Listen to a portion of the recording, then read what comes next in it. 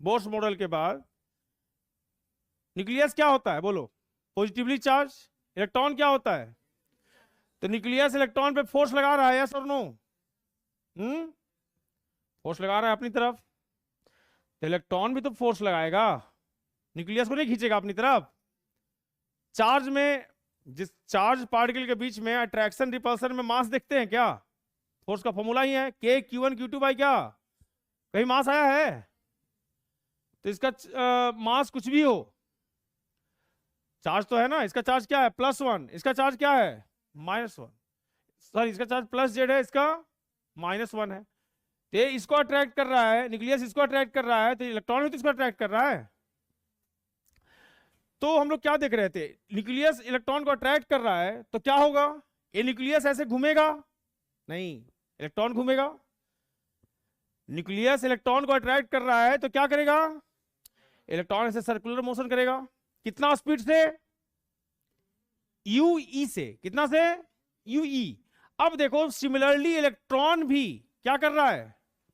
Electron भी nucleus को अपनी तरफ अट्रैक्ट कर रहा है, तो अपनी तरफ यदि इलेक्ट्रॉन न्यूक्लियस को अट्रैक्ट करेगा तो न्यूक्लियस को भी तो घूमना चाहिए। तो न्यूक्लियस किस स्पीड के साथ घूमेगा बोलो? un। तो इसका स्पीड ले लिए क्या? ue, और इसका क्या ले लिए? तो दोनों सर्कुलर मोशन करेगा। इसका ये वाला होगा पाथ, तो इसका पाथ क्या होगा? ये वाला पाथ होगा। देख रहे हो? अब दो पार्टिकल, एक ऐसे घूम रहा है, एक ऐसे घूम रहा है ना? अब दोनों को एनालाइज करना तो बहुत डिफिकल्ट हो गया, तो किसका कॉन्सेप्ट आ जाएगा? सेंटर ऑफ मास का। तो दोनों का सेंटर ऑफ मास, दोनों का लाइन जो ज्वाइन होगा उसी के कहीं बीच में होगा। तो यहां पे हम लोग अज्यूम कर लिए क्या? Centre of mass. Centre of mass calculate करने के लिए सेंटर ऑफ मास को ऑरिजिन पे ले लिए। हम लोग कहीं किसी को ले सकते हैं। We assume that centre of mass is at origin. तो बताओ न्यूक्लियस का कोऑर्डिनेट क्या होगा? सेंटर ऑफ मास से हम लोग अज्यूम कर लिए कि न्यूक्लियस का डिस्टेंस क्या है?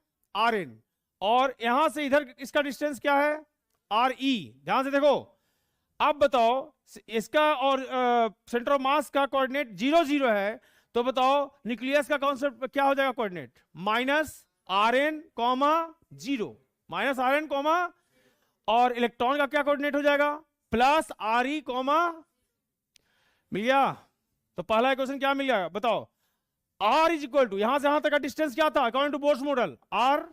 तो R is equal to Rn plus क्या हो गया? R equal to Rn plus Re।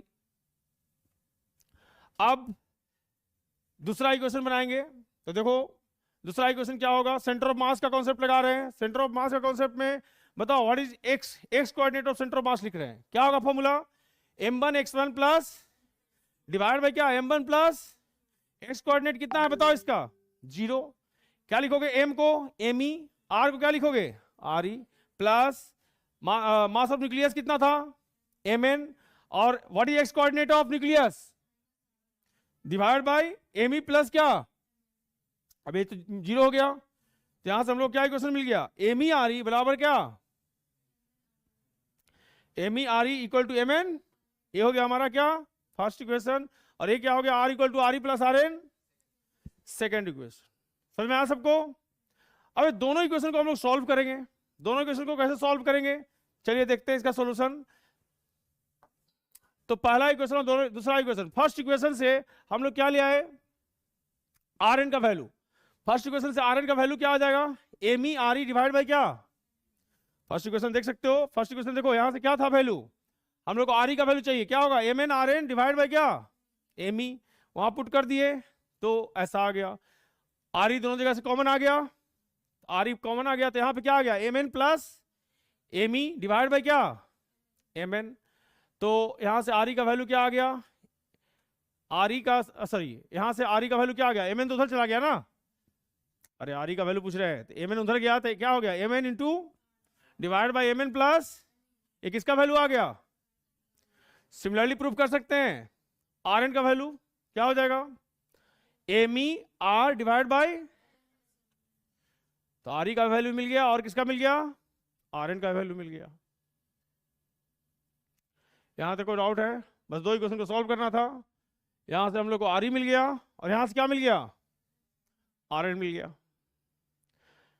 अब angular momentum of the system, angular momentum पूरा सिस्टम का कैलकुलेट कर रहे हैं, क्या हो जाएगा, दो पार्टिकल है ना, तो क्या होगा, एम यू आर इलेक्ट्रॉन का mass, speed of electron into क्या, r e, plus m n u n are n, mass of nucleus plus speed of neutron plus radius of neutron. U बराबर क्या होता है, r omega. Angular circular motion में पढ़ोगे, you बराबर क्या, v बराबर आर ओमेगा। तो इसका इलेक्ट्रॉन का स्पीड क्या हो जाएगा, आर ई, उसका रेडियस इंटू क्या, उसका एंगुलर स्पीड। एंगुलर स्पीड को क्या बोलते हैं, ओमेगा। तो क्या आ गया, m e r e omega into क्या, आर ई, प्लस ए क्या हो गया, m N R n omega into r n.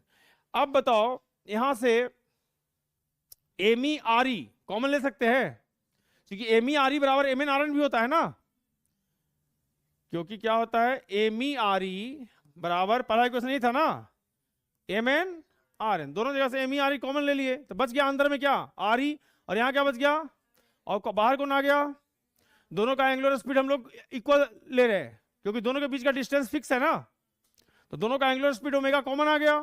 अब यहां से क्या आ गया, एम ई आर ई का वैल्यू रख दो वापस, आर ई का वैल्यू क्या लाए थे, M N R N divide by M N plus R N, तो M E M N divide by क्या, यहां क्या आ गया, आर। अब ये क्या हो गया, आर, ये क्या, ओमेगा। इसको हम लोग को बोलते हैं क्या, म्यू, क्या बोलते हैं, म्यू आर, और आर ओमेगा को क्या बोलते हैं, यू। तो क्या फॉर्मूला आ गया, mu u r. Angular momentum पहले क्या पढ़े थे, बोर्ड ने क्या दिया था, angular momentum mass of electron into u into क्या, यहां पे सिर्फ क्या चेंज आया, एम ई की जगह क्या आ गया, म्यू आ गया। इसी म्यू को बोलते हैं क्या हम लोग, इसी म्यू को हम लोग बोलते हैं रिड्यूस्ड मास, क्या बोलते हैं, m E M N divide by, इसी को क्या बोलते हैं, ये रिड्यूस्ड मास कॉन्सेप्ट। समझ में आया सबको। तो what is conclusion, if we have to consider moving nucleus concept, then if we have to consider moving nucleus concept, then me should be replaced by क्या, me को किससे रिप्लेस कर देंगे, म्यू से। ये हो गया पहला कंक्लूजन। दूसरा कंक्लूजन देखो, म्यू बराबर क्या होता है, m E M N divide by m e plus क्या, क्या करो इसको एम एन से डिवाइड कर दो ऊपर नीचे, एम एन से डिवाइड कर दो तो ऊपर क्या आ गया, नीचे क्या आ गया, एम ई बाई प्लस, अब हम लोग जानते हैं ना कि इलेक्ट्रॉन का मास न्यूक्लियस से बहुत कम होता है, तो M e by M n क्या होगा, tending to what, zero. M e by M n क्या हो जाएगा, तो म्यू बराबर क्या आ गया, म्यू बराबर क्या आ गया, एम ई। कोई फायदा हुआ, हम लोग यहां तक क्या किए कि यदि मूविंग न्यूक्लियस कॉन्सेप्ट कंसीडर करना है तो एम ई की जगह क्या रखिए, म्यू रखिए, और फिर सेकंड में क्या कर लिए, रखिएगा भी तो कोई फायदा होगा ही नहीं, क्योंकि म्यू बराबर क्या होता है, क्यों, क्योंकि m e by M n क्या होता है, जीरो होता है।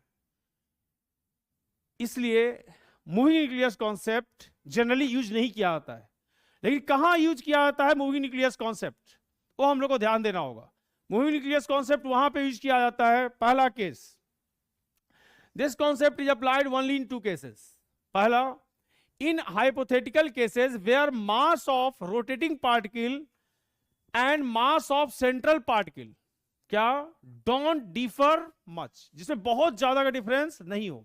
जैसे अभी पहले वाले केस में इलेक्ट्रॉन और प्रोटॉन का रेशियो बहुत ज्यादा डिफरेंट हो गया ना, इलेक्ट्रॉन का मास बहुत कम होता है 9.1 इंटू 10⁻31, और इसका होता है 10⁻27, अबाउट 10,000 टाइम्स भारी है न्यूट्रॉन, किससे, इलेक्ट्रॉन से। तो उसी के लिए पहला कंडीशन क्या बोला गया कि ऐसा जगह यूज कर सकते हैं जहां पे सेंट्रल पार्टिकल का मास और रोटेटिंग पार्टिकल का मास बहुत ज्यादा डिफर नहीं कर रहा है, तो पहला कंडीशन हो गया। और दूसरा condition, in order to compare different properties of isotopes, किसमें डिफर करता है, न्यूक्लियर मास में। न्यूक्लियस का मास में डिफर करेगा ना, उसका एटॉमिक नंबर तो सेम है, सिर्फ चेंज क्या करेगा, मास नंबर, यानी कि उसका न्यूक्लियस का मास डिफरेंट होगा। तो कौन आइसोटोप का प्रॉपर्टी को कंपेयर कर सकता है, ये कॉन्सेप्ट। इनऑर्गेनिक में, ऑर्गेनिक में बहुत जगह आइसोटोप पढ़ना है, और आइसोटोप में का प्रॉपर्टी सब लोग रखते हैं, कंपेयर कहां से होगा, यहां से कंपेयर होगा, यहां से लॉजिक आया है। In order to compare different properties of isotopes, in case of isotopes, any difference arises due to different, is it clear? तो कब मूविंग न्यूक्लियस कॉन्सेप्ट यूज करोगे? क्वेश्चन में जब दिया रहेगा कि हाँ use moving nucleus concept mention रहेगा तब यूज करना। दूसरा केस आइसोटोप का प्रॉपर्टी चेक करना है तब यूज करना। तीसरा केस जब सेंट्रल पार्टिकल का और रोटेटिंग पार्टिकल का मास बहुत ज्यादा डिफर नहीं कर रहा है तब कर सकते हैं। फिर भी क्वेश्चन में मेंशन करना होगा। यदि क्वेश्चन में नहीं लिखा है मूविंग न्यूक्लियस कॉन्सेप्ट तो मूविंग न्यूक्लियस कॉन्सेप्ट यूज ही नहीं करना है। ठीक है।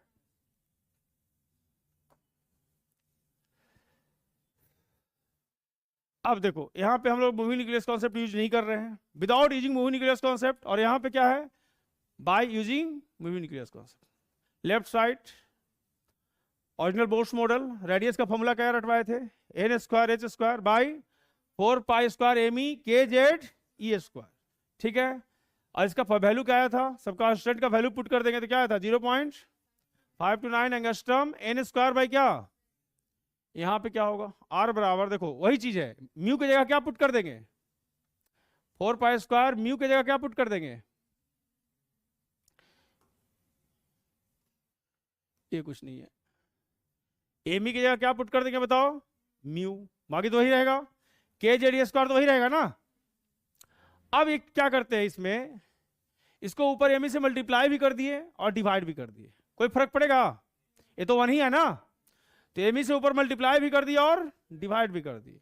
अब क्या करो, म्यू को इधर ले जाओ और एमी को इधर ले आओ, तो यहां क्या आ गया? एमी आ गया, इधर क्या आ गया? एमी बाई, यही तो हम लोग ओरिजिनल फॉर्मूला पढ़े थे, क्या था उसका value? 0.529 angstrom n square by क्या, यहां क्या आ गया? एमी बाई, तो था without using moving nucleus concept, ये है by using moving nucleus concept. बस इतना का डिफरेंस है। किसका डिफरेंस है? एमी बाई म्यू का। अब कैसे याद रखेंगे? तो या तो ये लॉजिक याद रखो, ऐसे करने आना चाहिए, नहीं रटना है तो, और रटना है तब ट्रिक सीखो। रेडियस के फॉर्मूला में मास नीचे आता है कि ऊपर आता है? हाँ, नीचे आता है। रेडियस के फॉर्मूला में मास कहां आता है? तो यदि हम लोग मूविंग न्यूक्लियस कॉन्सेप्ट यूज कर रहे हैं तो यहां पे मास कहां आएगा? ऊपर, एमी ऊपर आएगा। वहां एमी कहां रहा था? तो यहां पे एमी को मल्टीप्लाई कर देंगे ऊपर से। यदि एमी ऊपर की है तो डिवाइड करना पड़ेगा किससे? म्यू से। ये ट्रिक हो गया।